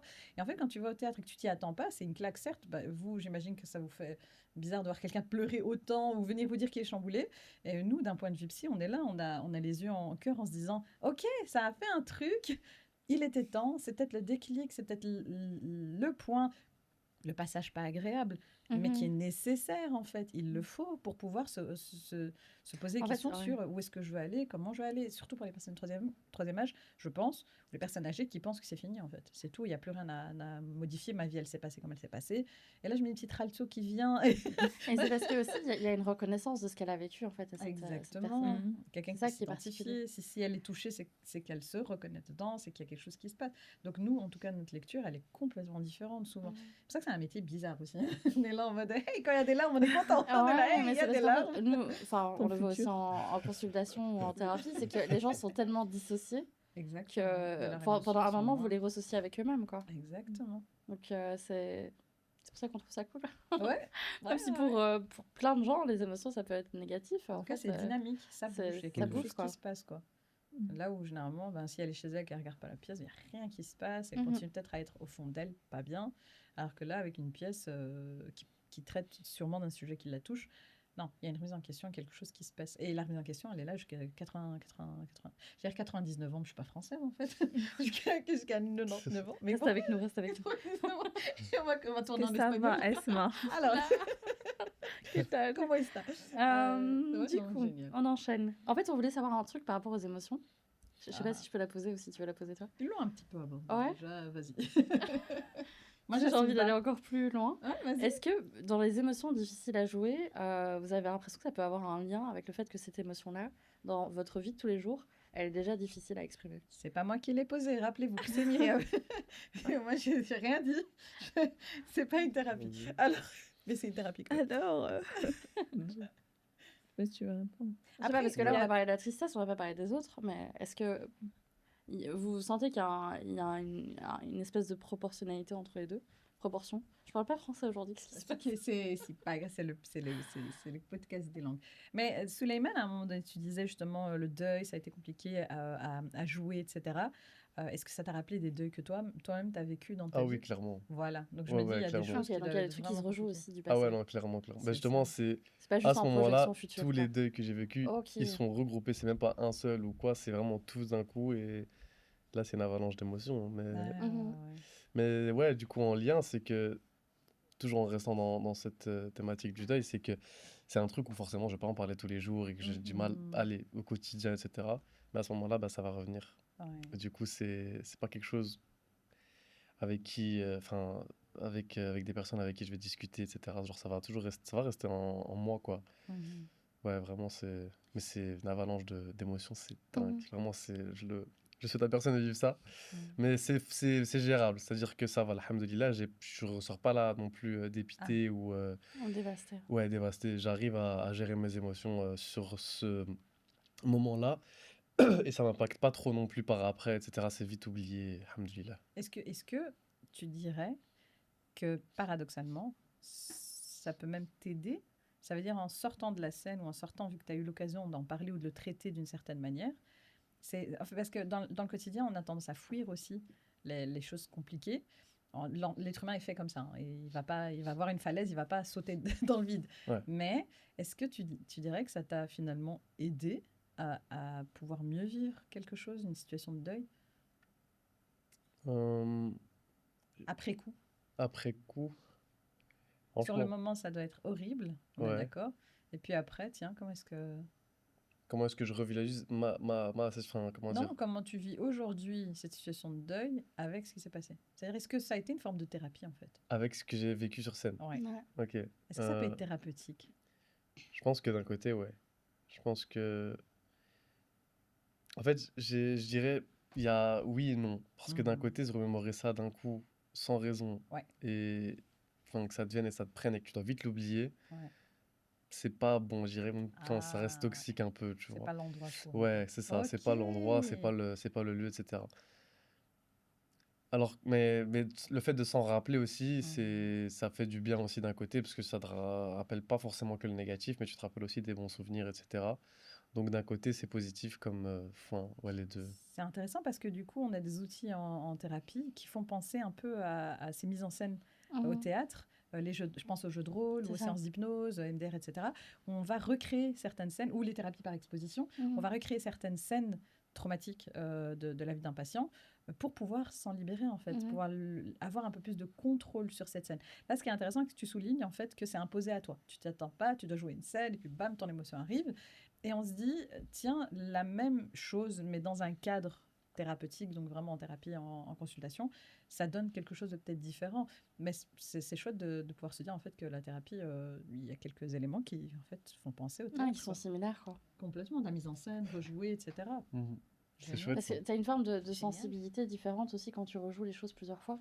Et Exactement. donc, le fait de l'avoir vécu puis de le vivre plusieurs fois sur scène, Mhm. bah, comme le dit Asma, il y a cette forme de distance aussi qui, Enfin, tout ouais. en ayant toujours le côté émotionnel qui est autour. C'est fou parce que moi je me projette, hein, je sais pas, mais des fois j'ai des métacognitions comme ça où je me vois et je suis en train de me dire, moi jouer une scène comme ça avec un truc qui me touche particulièrement, je crois que je le vivrais intensément aussi et que ça peut être très déstabilisant. T'imagines, t'es en scène, moi je pleure, mais je pleurais et c'est le moment où Sohaila se dit, est-ce qu'elle va bien?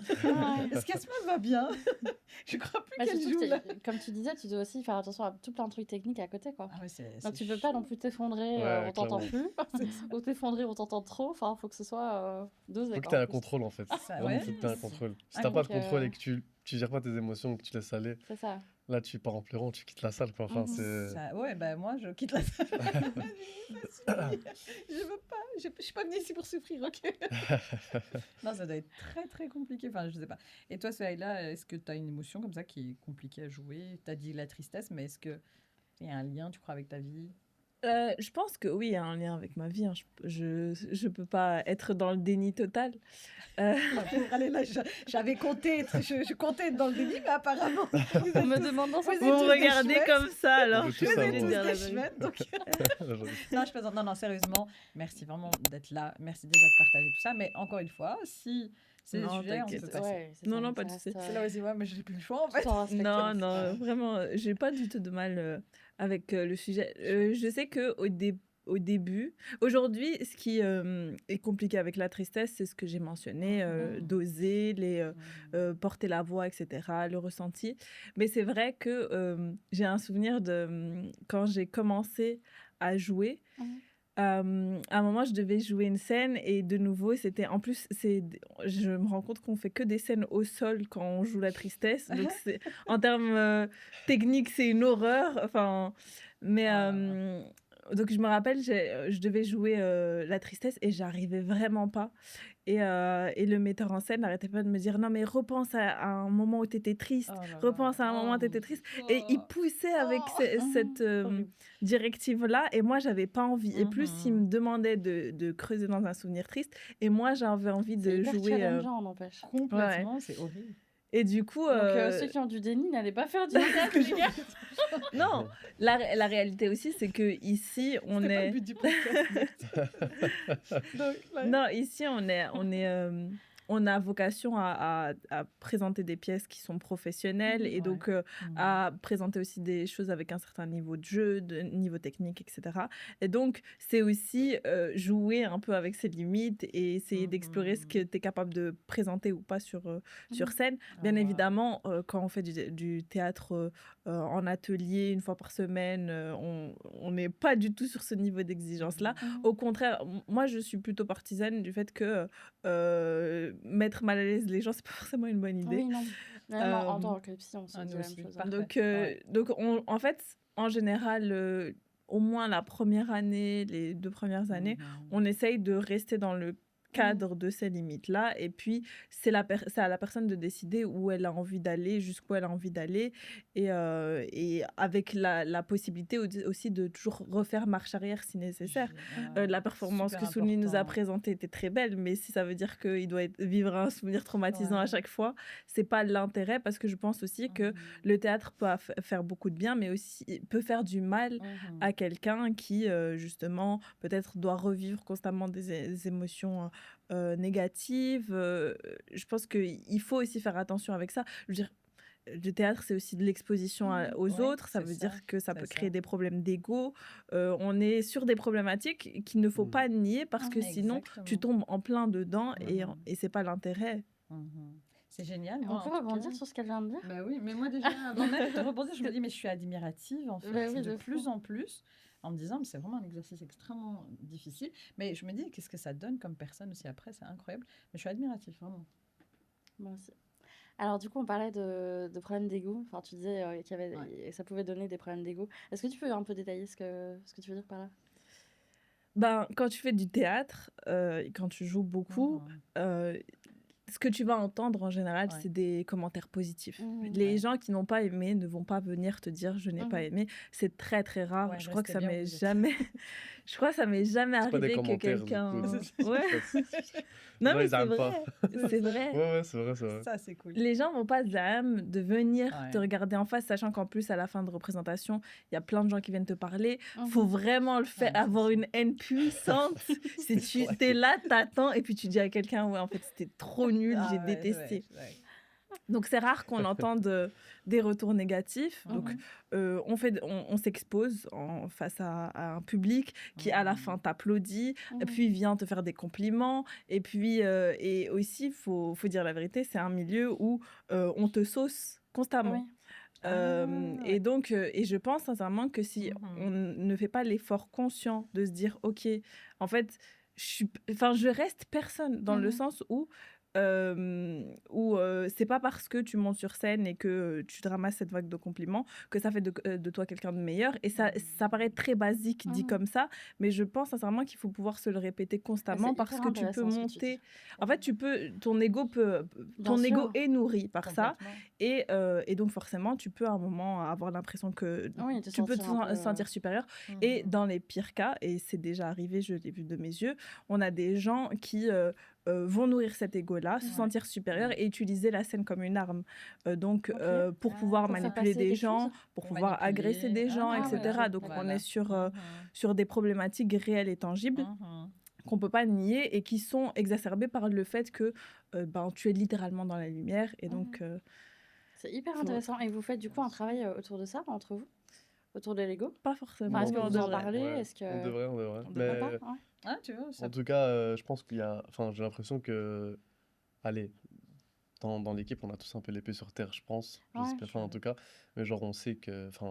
Ouais, le problème, c'est pas posé. Ouais, donc vous n'avez pas, vous avez pas de raison de mettre en place ça. C'est ça. Mais après, c'est vrai que c'est... prévention. Ouais, c'est ça, on sait jamais en fait. Non, parce que quand tu parlais, je me dis même sur le plan flancher. spirituel, c'est hyper intéressant parce que moi, je faisais même pas le lien. C'est vrai que maintenant, quand tu l'écris comme ça... Voilà, recevoir des compliments tous les soirs, à un moment donné, tu te sens pousser des ailes, tu vois. Mais du coup, là, c'est vrai que tu as peut-être besoin aussi de quelqu'un qui dit, vas-y, reste avec nous. Et sur le plan spirituel, oui, de pas non plus se gonfler de ça, pour rester humble aussi par rapport à... Oui, et travailler l'humilité, ça passerait par quoi? Je pense que déjà, le fait que la problématique ne s'est pas posée dans le groupe, c'est aussi parce qu'on est en... Alhamdoulilah, j'espère que ça va pas... Ça va pas être un problème dans le futur, mais je pense que c'est aussi dû au fait qu'on est bien entouré. Je veux dire, moi, je sais que demain, je commence à m'envoler. Il y a des gens autour de moi qui vont très vite me recadrer. Non, mais c'est vrai. Chouette, mais c'est bien parce que tu soulignes l'importance du coup d'avoir un environnement non pas qui te sauce, mais un environnement sain, stable. Donc des gens qui peuvent venir t'apporter ce dont tu as besoin à un moment donné. Si j'ai besoin de me reconnecter à la réalité, j'ai des personnes qui sont là de manière saine pour m'aider à me reconnecter à la réalité. Donc ça permet de ne pas avoir une pression aussi autour de ça et donc développer une espèce d'ego surdimensionné et donc d'être très très... Ouais. Et je pense, Mariam t'en parlait, mais l'ancrage spirituel aussi, ça aide. Je pense que si on dit le rappel bénéficier aux croyants, c'est pas pour rien. Je pense qu'on est une espèce qui a tendance à oublier et se rappeler constamment qu'on fait du théâtre, c'est trop chouette. Y a on y croit au-delà même du fait que c'est quelque chose qu'on aime faire. On pense que c'est nécessaire, mais ça reste un outil. Ça reste un outil pour amener les changements sociaux qu'on a envie d'amener. On traite de thématiques sociales et on essaye de faire en sorte que ça puisse avoir un réel impact, quoi. C'est intéressant. Comme quoi, tout est dans l'équilibre. Parce qu'au début, moi, je commence le podcast, je vous le dis, en me disant... Chouette, ça va permettre aux patients les plus introvertis, plus timides de se lancer dans le théâtre. Au final, on finit sur... en fait, vous allez avoir un melon comme pas possible. Mais justement, c'est intéressant d'expliquer que en fait, tout est dans l'équilibre et que ça peut être un moyen, mais c'est pas juste ce moyen-là. Et c'est pas non plus... Mais je pense que dans vos vies respectives, vous avez plein d'autres choses à côté. Il y a le théâtre qui est une passion. Et puis, vous avez votre entourage, les lieux spirituels, tout ce que vous faites à côté qui vous aide à stabiliser le tout. Que ce soit harmonieux, en fait. C'est pas évident, je pense, mais que le tout soit harmonieux. C'est ce qu'on vise en thérapie avec les patients. C'est pas de développer qu'un seul truc, c'est vraiment que le tout soit harmonieux, en équilibre. Et c'est hyper chaud, quoi. C'est un peu ça comme fait le point avec les identités dont on parlait au tout début. Exactement. C'est qu'au plus on en a, au plus on est équilibré, au plus on est sain aussi dans notre santé mentale. Exactement. On va revenir un peu sur tous les... parce que j'ai pris tellement de trucs intéressants que vous avez abordé tout le long de l'épisode. On a commencé sur le doute, et ça c'était intéressant, parce que du coup, l'un et l'autre, vous étiez sur le fait que même si on vous avait déjà complimenté plein de fois, peut-être qu'en fait, les gens avaient menti, vous avez dit ça pour vous faire plaisir, mais qu'en vrai, c'était pas vrai. Donc il y a toujours ce truc un peu de syndrome de l'imposteur, mais qui vous permet aussi de rester toujours soucieux de faire mieux, je pense, sur scène. Tous les deux, vous avez repris la confiance en soi, comme moyen d'épanouissement aussi, la scène, de vous permettre de mieux vous exprimer.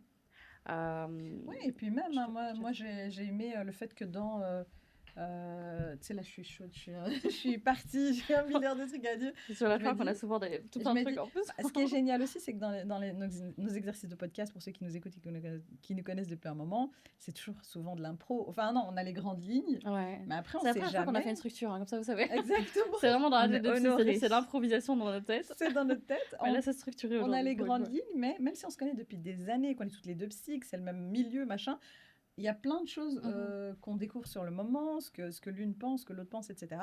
Et ça construit un peu le podcast et ça nous enrichit à chaque fois. Et ici, pareil, on ne savait pas réellement ce qui allait sortir de ce podcast.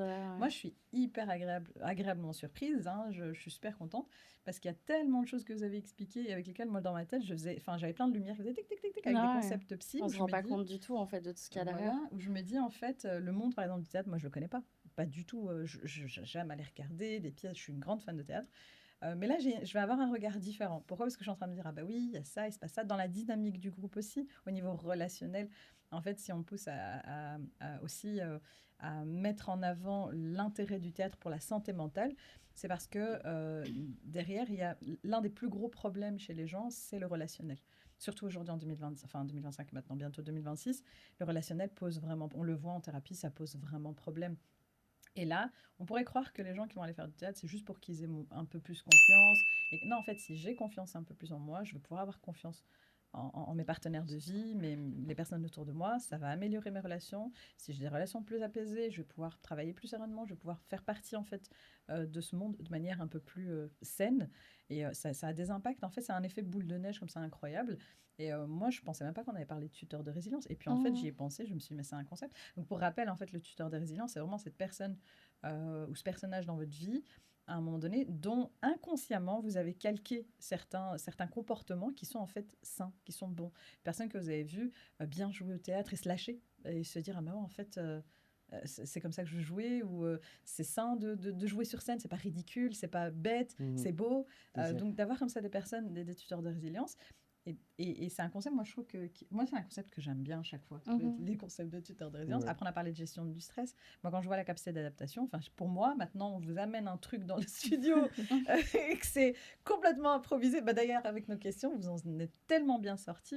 Pour une première, franchement pour un premier épisode, ça, vraiment hyper agréable pour nous, franchement bravo. On est trop contents de ça. Et voilà, et je me dis du coup donc, vous avez acquis des compétences comme ça d'adaptation qui sont incroyables. Donc les capacités d'adaptation souvent on pense les travailler via d'autres vecteurs. Et en fait, le vecteur on pense que c'est le monde du travail ou que c'est des trucs plus, on va dire, carrés. Voilà. Mais là, on voit que même dans le culturel, on peut vraiment développer des skills qui sont... Complètement. Moi, les capacités d'adaptation dans le culturel, ça coule de source maintenant, mais j'y avais pas pensé. Je me dis, oui, en fait, vous adaptez très souvent. Donc, il faut être des caméléons. Non, il faut être hyper flexible. C'est ça. Et puis, et c'était intéressant parce que par rapport à la résilience, tu disais, je crois que c'était autour de la 6e secondaire, tu disais c'était Ruina et tu avais un endroit pour vider tout ça. Et ça, c'est vraiment la définition même de la résilience. C'est que même quand tu es dans un truc où c'est Bagdad, c'est le chaos, tu te retrouves quand même à avoir un endroit où tu peux quand même un peu souffler. Tu vois. Et en plus de une ça, petite soupape de sécurité. C'est un truc qui m'est revenu, mais t'es dans cet endroit-là et t'es avec des gens qui te ressemblent aussi.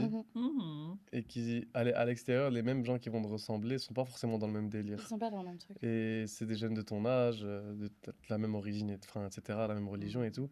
Et genre, le fait de voir les mêmes personnes, mais dans un autre délire et dans le même délire que toi, ça fait plaisir et c'est encore mieux et ça te motive encore plus à te dire ah lui c'est un maghrébin, c'est un homme, il a mon âge à peu près, etc. Du coup, des moyens de reconnaître comme avec Souheila et comme avec cela tu vas encore plus t'identifier vu que qu'ils sont comme toi. Exactement. Tu vois, et c'est parce que de base c'est quand même un milieu fort blanc quoi avant d'être pour nous, donc à ce moment-là j'imagine on pourrait faire tout un épisode sur la représentation des minorités dans le milieu. J'ai pas osé dire, mais ça part sur il faudrait, parce que du coup on voit aussi l'impact que ça a et l'importance de l'identification. Moi je peux aller voir une pièce par exemple où entre guillemets personne ne me ressemble, c'est plaisant, mais si je vois une pièce où effectivement les gens me ressemblent, je sors de là avec en tête des choses que j'ai envie de faire moi-même. Donc, c'est hyper important, je pense, effectivement, qu'on soit représenté partout. Quand je dis on, c'est toutes les minorités, mais qu'il y ait une représentation. Ouais, Bah, bien sûr. on a au moins une fois par représentation une personne qui vient nous dire ah mais j'ai envie de faire du théâtre, etc. Ah, trop Bon, chouette. aujourd'hui on n'a pas encore l'espace suffisant pour pouvoir accueillir toutes ces demandes là, Donc moi, je mais peux pas. on espère. Ah Moi, je peux pas venir. bah on a un atelier, malheureusement il est complet, mais Inch'Allah on va en lancer Ah, donc d'autres. vous avez des ateliers? Oui. C'est Ah génial. oui, niveau elle a lancé, d'actualité. Oui, on donne des ateliers. on va bientôt poser la question, Mais madame, c'est n'allez pas trop vite, incroyable. s'il vous plaît. C'est- Oui, franchement, les ateliers, la victime de son succès, hein, il n'y a plus de place. Exactement. Du coup, avant de finir l'épisode, Ouais. on va continuer avec des questions intéressantes. Souleymane, si tu devais partager une phrase qu'un proche a pu te dire et qui t'a marqué, quelle serait-elle? Hmm. Je... Par rapport à tout, à quoi... Un truc qui t'a inspiré toi, quel que soit le... Ou si tu as envie, toi, de dire un truc inspirant. Je vais quand même trouver quelque chose que quelqu'un m'a dit, je trouve. C'est plus... Alors... C'est pas évident. Là, j'ai un truc qui me vient, mais c'est pas bête, mais c'est un ami du secondaire qui était avec moi, qui venait, qui était venu de Colombie qui venait de Colombie pour étudier en Belgique. Et il avait du mal à parler français, etc. Et un jour, il a vu que je l'aidais un peu dans ses cours, enfin bref, dans ses petits trucs, etc. Et puis depuis, on a perdu contact. Et puis là, il y a peut-être 1 an et demi ou 2 ans, je sais plus c'était quand, on avait repris contact, on avait discuté, etc. Et j'ai dit, ouais, la vérité, j'en ai marre, etc. Enfin, le stress, l'école, etc. Il m'a dit, ouais, mais de toute façon, toi, t'es capable de tout et tout. Genre, ta phrase était tellement mignonne que ça m'avait marqué. J'étais en mode, après, il me dit ça, genre, j'ai pas compris. Et du Ça t'a coup, fait quoi d'entendre ça? j'étais en mode, enfin, genre, j'étais en mode, wesh, pourquoi, enfin, je sais pas, ça m'avait marqué. Tout simplement, ça, j'ai pas forcément associé d'émotion à ça, mais genre, c'était en mode, ok. Ça t'a surpris parce que tu te voyais peut-être pas forcément comme ça. Enfin, Et ouais, genre, il m'a fait prendre du recul, en fait, sur ce que j'étais en train de faire. C'est ça qui m'a permis de, en mode, ah, ok. Sans pour autant, j'ai pas fait grand-chose non plus, hein, enfin voilà, quoi, je suis, alhamdoulilah. Mais à mon niveau, j'étais en mode, ah ouais, c'est bien, en fait, pour ce que je suis, enfin, genre, ouais, j'étais en mode, voilà. ah, chouette. Top. Génial. Et toi, Merci pour ce Souhaïla? partage. Bah oui, merci. C'est très dur comme question, je trouve. Mais vous m'avez laissé un peu de Ah oui, temps un peu vu de temps de que réflexion. Souleymane... Il était en galère. Temps. Et t'étais non. On dirait les oraux. En vrai, Je suis en stress, là, j'ai perdu belle, toute là, ça va, Je suis confiance pas la en première moi. qui passe. Je suis pas la première qui passe. Ah là là. en vrai, je trouve que effectivement c'est dur. Mais là, tout de suite, j'ai repensé à une phrase qu'une jeune m'avait dit.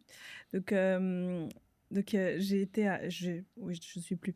J'ai été animatrice pendant des années dans différentes structures, et il y avait une jeune que j'ai rencontrée quand elle avait à peu près 13 ans, avec qui j'ai travaillé jusqu'à ce qu'elle ait à peu près 17 ans.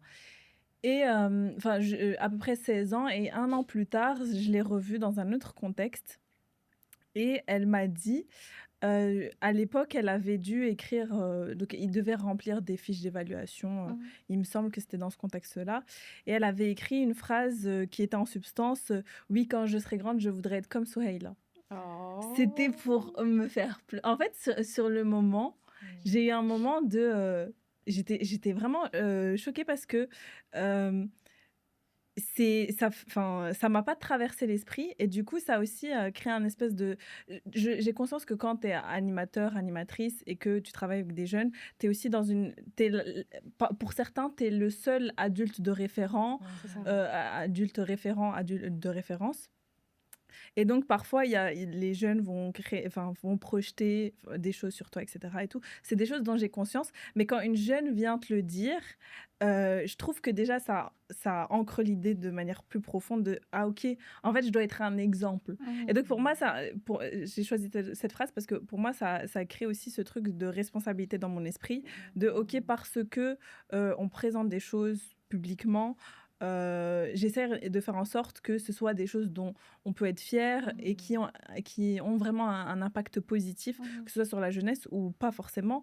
Mais donc voilà, je trouve que cette phrase, en substance, c'est le genre de phrase qu'on me dit et qui me rappelle à ma responsabilité en tant qu'individu qui vit en société, en communauté et qui du coup est maintenant plus âgé que beaucoup de gens. Et donc voilà. C'est une bonne manière de dire ça, plus âgé que beaucoup de gens. Mais en fait, je vous jure que récemment, ça m'a frappée. Je me suis dit, j'ai envie d'être une khelto, genre avoir la dégaine de khelto, parce que je trouve qu'il y a un truc beau dans le fait d'être une personne vers qui des jeunes peuvent aller et voilà, discuter de leurs doutes, de comment traverser la vie d'ado, d'adulte, etc. Parce qu'en fait, c'est dur, quoi. Exactement. Ouais, devenir en fait des tuteurs de résilience bons et même un bien vieillir, en fait. J'ai hâte d'avoir 50 ans. Ouais, c'est un privilège de prendre de l'âge et de voir en fait l'impact que ça peut avoir aussi autour de nous. Génial. C'est beau parce que moi je te connais personnellement et je vois que l'impact aussi que tu peux avoir pour les jeunes, il te suit tout le temps là où tu vas. Et là dans cette phrase aussi que tu as choisie, tu as vraiment aussi envie d'être ce modèle qui c'est beau. Mais je trouve aussi que la particularité quand tu fais du théâtre et que t'es une minorité dans une minorité, t'es dans un espace qui est valorisé dans un certain pan de la société, pas forcément dans d'autres. Et donc, forcément, il y a plein de doutes qui te traversent, pas uniquement liés à l'artistique même, mais parler avec des jeunes qui n'ont pas forcément conscience de ces doutes-là, de la réalité qui peut être parfois difficile et qui te maintient dans cet espace-là, dans le monde de la création. Je trouve qu'il y a eu un truc de... Oh, il y a quelqu'un il y a une jeune comme ça qui me voit tellement positivement que elle a envie d'être comme moi, alors que vraiment, moi, je te donne... T'as pas envie. Ça aide à relativiser, en fait. Ouais, je trouve que ça fait du bien et ça te responsabilise. En tout cas, moi, ça me responsabilise. Génial, franchement, il y a tellement de choses hyper belles qui sortent de ce podcast. Vraiment. Du coup mais je rebondis comme ça en clôture. Mais tu as parlé d'ateliers, c'est ça? Tu veux pas nous parler un peu des actus? Oui, qu'est-ce qui se fait en ce moment? Alors, on n'a pas beaucoup d'actus, donc malheureusement, la minute pub ne va pas être très longue. Mais comme je l'ai dit, on fait partie d'un collectif qui s'appelle Nazra, Nazra, qui est aujourd'hui une ASBL, mais depuis très... peu de temps, donc depuis septembre. On est en construction, donc on n'a pas forcément d'actualité publique. On donne des ateliers le dimanche à Housegem. Malheureusement, ces ateliers sont complets, mais si on a une grosse demande, peut-être qu'on pourra en ouvrir un autre. Si moi, par exemple, je veux participer aux ateliers, je fais comment? Très bonne question. Comme on n'a pas encore... participer aux ateliers. Ce qu'on dit aux gens en général, c'est soit envoyez-nous un message sur la page Instagram à l'ombre du figuier, donc A-du-bas l'ombre du figuier. Si vous avez nos contacts ou Instagram personnel, vous pouvez aussi nous envoyer un message. Et donc, nous, on vous répondra en fonction. Si ça se trouve, dans 2 mois, on aura des ateliers. Donc, à ce moment-là, on pourra vous les transmettre. En tout cas, toutes les actualités seront sur la page de À l'ombre du figuier. Et pour ce qui est de la pièce, on n'a pas encore de date programmée, mais si vous connaissez des théâtres ou des centres culturels qui veulent accueillir un spectacle, on est preneur. Voilà. Mais c'est bien de lancer du coup l'appel ici. C'est ça. Génial. De ton côté, Souleymane, ton actualité? On est là. Souleymane, il doit préparer une pièce. Ouais, c'est vrai. Où est-ce qu'on peut te retrouver? Le coup de pression, là. Il doit préparer une pièce. Où est-ce qu'on peut me retrouver? Partout, hein, pour ça, je rigole. Non, je pense pas que je vais donner mon Insta, mais c'est pas grave. Bon, mais on peut me retrouver, moi, à l'ombre du figuier, Inch'Allah. Bon, les prochaines dates, on verra quand, comment, quoi, etc. Mais sinon, là, je suis en plein examen, donc vous allez plus me voir. Force à toi, bon courage. Bientôt psy, Inch'Allah. Bientôt, on a besoin de vous, s'il vous plaît. On a besoin d'hommes psy. On se fait vieille, s'il vous plaît. Prenez la relève, on a besoin, on n'en peut plus. Besoin d'un stage aussi, si vous connaissez des psys ou... Non, c'est vrai, ouais. Un stage. Un stage. Donc, oh là là, si seulement il y avait des psychologues ici. Il n'y a pas de psy ici. Si vous avez des pistes de stage pour Souleymane, nos thérapies, envoyez-nous un petit message. Non, c'est vrai, c'est comme ça que ça marche. Hein. Mais donc voilà. Ok, mais à l'ombre du figuier, à voir, à regarder. Ouais, Moi, ça j'ai oblige. entendu. Vraiment. Maintenant, je peux le faire, même si vous avez dit que vous aviez été saucé de fou. Non, c'est à voir. Moi, j'ai vu tellement de critiques intéressantes là-dessus. Et même en commentaire, vous avez vu, même en commentaire, les gens vous critiquent pas. Et j'ai eu des très, très... Donc, franchement, Moi, j'ai allez kiffé voir l'ombre du perso, figuier. franchement. Faut se aller la voir. Exactement. Oh, et Myriam, en plus, elle l'a vu. Si Myriam, elle a validé, nos thérapies valides. Donc, allez voir l'ombre du figuier. En tout Merci cas, on voulait vous beaucoup. remercier. Vous Merci à avez vous. ouvert le bal. C'est ça. Donc, c'était un Merci. honneur pour nous. Merci Et beaucoup. vraiment, on a été trop contente de vous accueillir aujourd'hui. Donc, on a passé un super moment. Merci les amis. Ça Donc, fait super plaisir. c'est ça. Et donc, on espère vraiment que ce sera le début d'une longue série de podcasts. Merci beaucoup pour ton écoute. Merci à tous. À Bye. bientôt. Au revoir. Bye. Salam alaikum.